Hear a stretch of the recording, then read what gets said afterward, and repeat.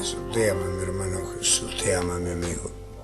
Hoy vamos a establecer a quién debemos creer, si a los hombres o a Dios, a estatuto y palabrería de estafadores de la fe, o a la palabra de Dios, la Biblia. Hoy día nos tienen acostumbrados a largas oraciones, pidiendo al Señor todas aquellas cosas o soluciones a nuestros problemas terrenales y o materiales que podamos tener. Y si no recibimos el milagro o la respuesta de Dios, es por falta de fe o por el no cumplimiento de algunas leyes, ordenanzas o reglamentos de la iglesia en la que concurrimos. En Mateo 6, 5 al 15 dice Jesús en la oración. Lo encontramos también en Lucas 11, 2 al 4. Y cuando ores, no seas como los hipócritas, porque ellos aman el orar en pie en las sinagogas y en las esquinas de las calles para ser vistos de los hombres. De cierto os digo que ya tienen su recompensa. Mas tú cuando ores, entra en tu aposento y cerrada la puerta, ora a tu Padre que está en secreto, y tu Padre que ve en lo secreto te recompensará en público. Y cuando orando no uséis vanas repeticiones como los gentiles que piensan que por su larga palabrería serán oídos. Verso 8. No os hagáis pues semejantes a ellos, porque vuestro Padre sabe de qué cosa tenéis necesidad antes que vosotros le pidáis. Antes que nosotros le pidamos a Dios, Él ya sabe lo que tenemos necesidad, lo que nosotros precisamos para seguir adelante y seguir viviendo en esta vida. Amén. Verso 9. Vosotros pues oráis así: Padre nuestro que estás en los cielos, santificado sea tu nombre, venga tu reino, hágase tu voluntad, como en el cielo, así también en la tierra. El pan nuestro de cada día, dánoslo hoy. Y perdónanos nuestras deudas, como también nosotros perdonamos a nuestros deudores. Y no nos metas en tentación, mas líbranos del mal. Porque tuyo es el reino, y el poder, la gloria, por todos los siglos. Amén. Esta manera es la manera que Jesús nos enseñaba a orar. Amén. Porque si perdonáis a los hombres sus ofensas, os perdonará también a vosotros vuestro Padre Celestial. El verso 14. El verso 15 dice: mas si no perdonáis a los hombres sus ofensas, tampoco vuestro Padre os perdonará vuestras ofensas. Bueno, creo que está más que claro cómo se debe orar. Si vemos el verso 8, dice el Señor que Él sabe todas nuestras necesidades. Entonces, hermano, ¿por qué oramos o orás pidiendo en las reuniones? ¿Por qué tu pastor insiste en orar por tus necesidades materiales? ¿Es que no hay confianza en el Señor? ¿No hay confianza en su palabra? ¿Quieres saber la respuesta? El por qué te enseñan a seguir orando por cosas materiales, por tus soluciones económicas. Qué dificultad en esta vida como seres humanos y enfermedades vamos a tener, así que pero el Señor nos va a ir dando fuerza, nos va a ir dando soluciones para que nosotros podamos soportar los problemas de este mundo. Amén. La respuesta es porque de esta manera que tú estés convencido que hay que pedir, es porque te atan y te hacen creer que solo concurriendo a esos lugares tú vas a encontrar o vas a recibir tu milagro. ¿A quién le creemos? ¿Al pastor, profeta, predicador, al cura, al padre, etcétera? ¿O a la Biblia, palabra de Dios? Estos hipócritas, en el verso 5, que dice: y cuando ores, no sea como los hipócritas, porque ellos aman el orar en pie, en las sinagogas y en las esquinas de las calles, para ser vistos de los hombres. De cierto os digo que ya tienen su recompensa. Esto es lo que decía el verso 8. Estos hombres son amantes de las leyes dadas a Israel en el Antiguo Testamento, cuando sí era lícito cumplir con todas las leyes ceremoniales, los 10 mandamientos, las leyes morales, o sea, las leyes civiles. Pero la diferencia con los de estos días es que los hipócritas modernos de hoy no se rigen por todas las leyes, porque no cumplen todas las leyes ceremoniales, solamente cumplen dos: la del diezmo y ofrendas y la de las primicias. Las demás no, porque no le traen un aparejado económico. También habrás sentido o te habrán invitado de esta manera: hoy en la iglesia viene el pastor fulano, que es un ungido de Dios. Amén. Él va a orar, Él te unge con aceite, Él va a orar por ti y el Señor va a orar en tu vida. Amén. Porque ese hombre le va a pedir a Dios y Dios le va a hacer caso a Él. Porque Él es un ungido, tú no ves, Él es un ungido. Bueno, si es así, veamos qué significa o qué es lo que es el ser un ungido, o quién era el ungido. Amén. La palabra Cristo viene del griego, que significa ungido, Mesías. Aunque el término ungido se aplicó apropiadamente a otros hombres anteriores a Jesús, como Moisés, Aarón, David, lo encontramos en Hebreo 11, capítulo 11, verso 24 al 26, en Levítico capítulo 4, verso 3, capítulo 8, verso 12, en Segunda de Santiago 22, 51, el puesto a cargo o servicio para aquel que se les ungió solo prefiguró y tipificó el puesto, cargo y servicio, Cristo Jesús. Por consiguiente, Jesús es por excelencia y de modo singular el Cristo, el Hijo del Dios vivo. Mateo dice el nombre personal de Jesús, seguido del título Cristo, dirige la atención a la persona de Jesús y a su calidad de ungido de Jehová. Jesús llegó a ser Cristo cuando tenía alrededor de 30 años. Fue bautizado en agua y ungido con el Espíritu de Jehová, que se hizo visible en forma de una paloma que descendió sobre él. En Mateo 3, 13 al 17. Esto es lo que Pedro enseñó en el Pentecostés, cuando dijo: Dios lo hizo Señor y también Cristo a este Jesús. Puede que recordando la expresión que había oído del labio de Jesús, el primero que utilizó el nombre de Jesucristo. Lo encontramos en Hechos 2:36 al 38, en Juan 17:3. Este nombre se usa también en las palabras de apertura y conclusión de las escrituras griegas cristianas. Mateo 1:1, Revelaciones 22:21, en Hechos 10:37 y 38. Verso 37 de Hechos, del capítulo 10. Vosotros sabéis lo que se divulgó por toda Judea, comenzando desde Galilea, después del bautismo que predicó Juan. En el verso 38, cómo Dios ungió con el Espíritu Santo y con poder a Jesús de Nazaret, y cómo éste anduvo haciendo bienes y sanando a todos los oprimidos por el diablo, porque Dios estaba con él. Ese Jesús que cuando estaba aquí hacía esta tarea, ese mismo Jesús hoy hace la misma obra a través de nosotros. Cuando digo nosotros, la hace todo a través de todo aquel que ha descubierto su don, su propósito en esta vida y que tiene la certeza que es su iglesia, porque así como Dios ungió con Espíritu Santo y poder a Jesús y anduvo haciendo bien, sanando, liberando a todos los oprimidos por el diablo, porque Dios estaba en él, ese mismo Jesús unge a su pueblo con la misma unción que él tuvo aquí en la tierra, a través del bautismo que efectuaba Juan en el Jordán, por inmersión. Hoy día, en el nombre de Jesús, así que tú también eres un ungido por Dios, ya que te bautizas como Jesús se bautizó, y en su nombre eres ungido juntamente con él,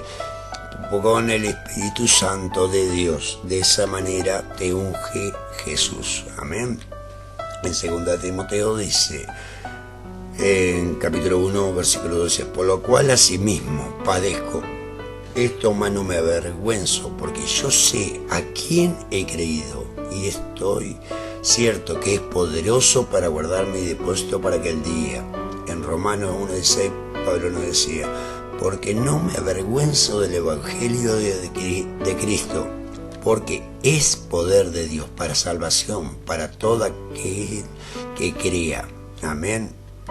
En Juan 3:36, el que cree en el Hijo tiene vida eterna, mas el que es incrédulo al Hijo no verá la vida, sino que la ira de Dios está sobre él. Amén, hermano. Juan 3:36, ya no creemos por tu dicho, creemos porque nosotros mismos hemos oído y sabemos que verdaderamente este es el Salvador del mundo, el Cristo. Amén.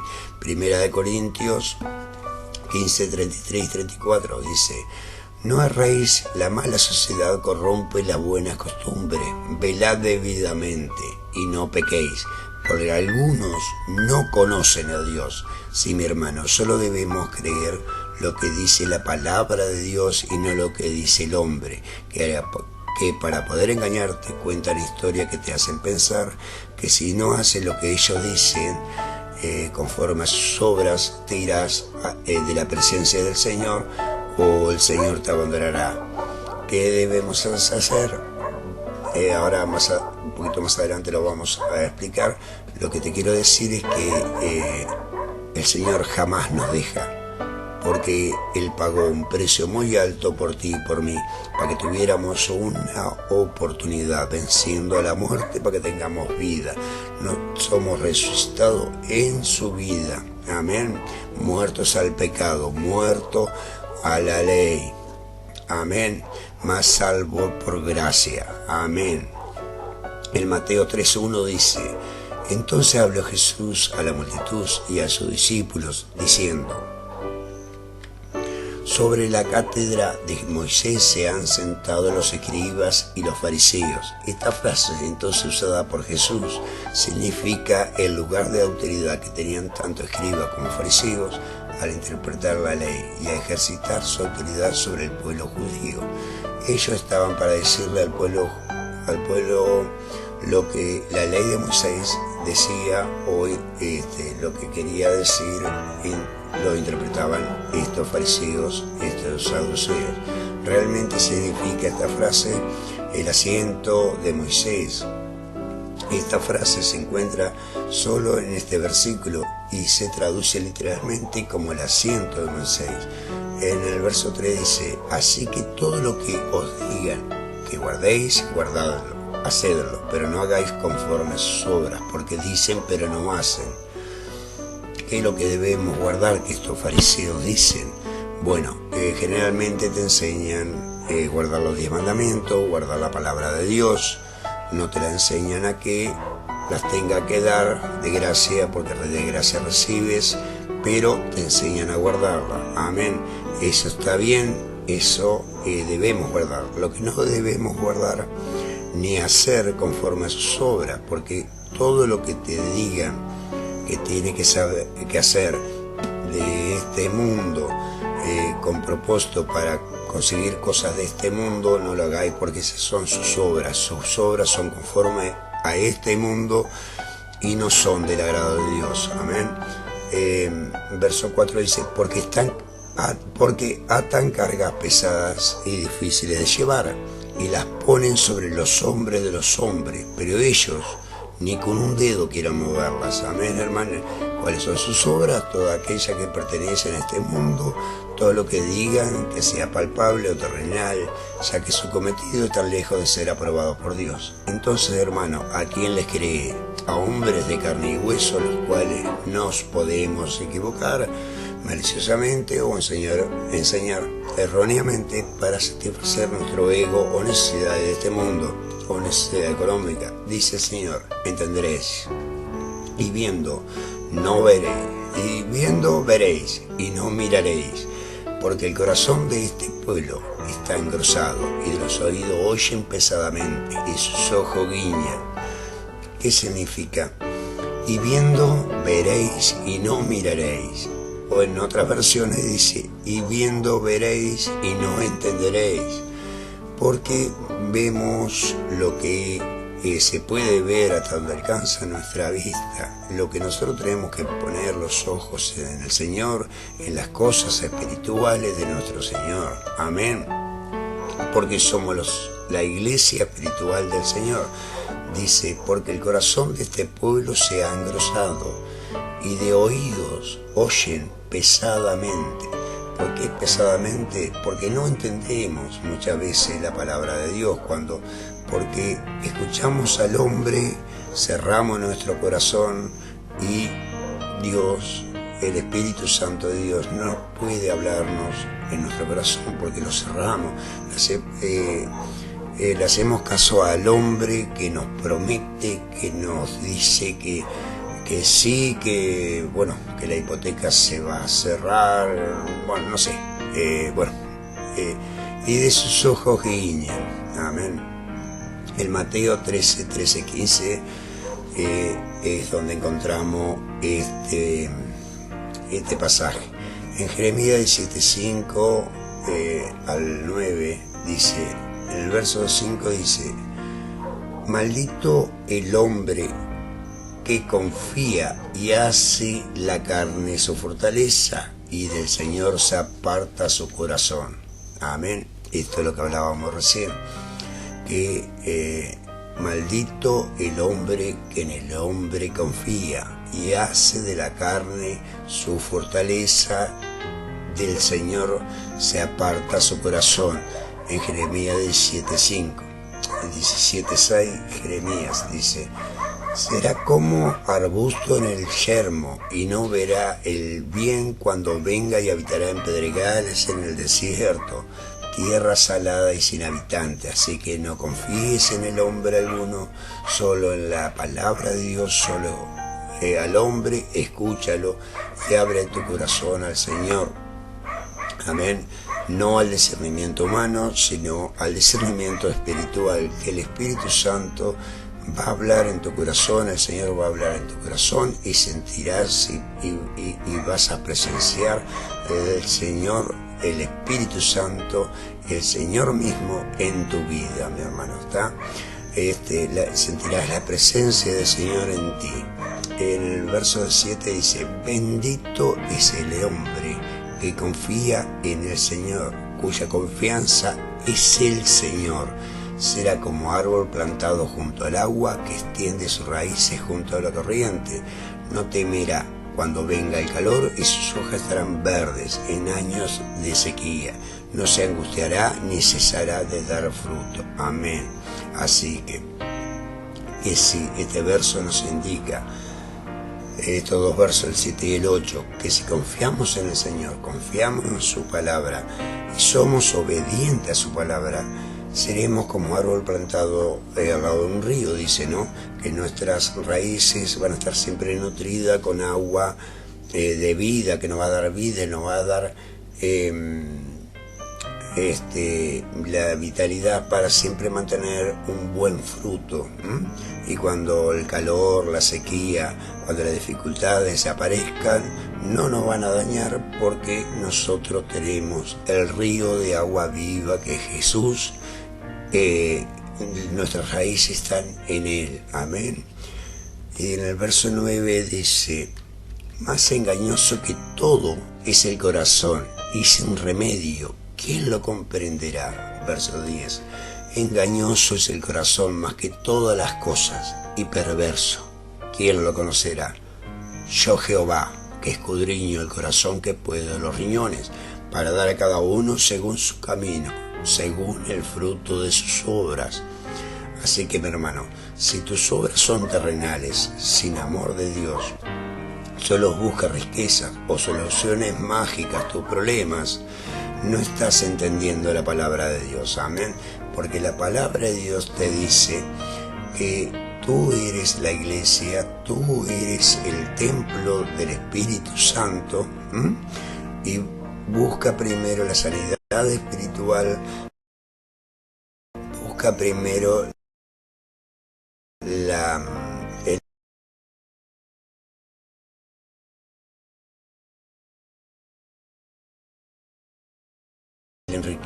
las